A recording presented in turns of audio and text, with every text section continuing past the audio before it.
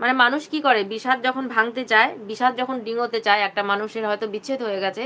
Maximum মানুষই এটা করে। ৯৮ টা মানুষই এটা করে। মানুষ অপেক্ষা করতে জানে না। যখন একটা মানুষের সাথে তার সম্পর্কের ভাঙন হয়, সে বিষাদে, সে দুঃখে, যন্ত্রণায় কাতর, অস্থিরতায় কাতর হয়ে সে আ সেই সম্পর্কটার জন্য সে নিজের কতটা ভুল আছে, আত্মসমালোচনা আছে সেটা না করে মানুষ আবার অন্য অন্য সম্পর্কে জড়ায়। অথচ সেই পুরনো মানুষটাকেও সে ভুলতে পারে না। সেই বিচ্ছেদের যন্ত্রণা বুকে নিয়ে সে অন্য একটা সম্পর্কে জড়িয়ে সে সাময়িকভাবে সেখান থেকে রিলিফ পেতে চায়। সেই যে কষ্ট, যন্ত্রণা, হতাশা, ডিপ্রেশন সেখান থেকে সে সাময়িক রিলিফ পেতে চায়।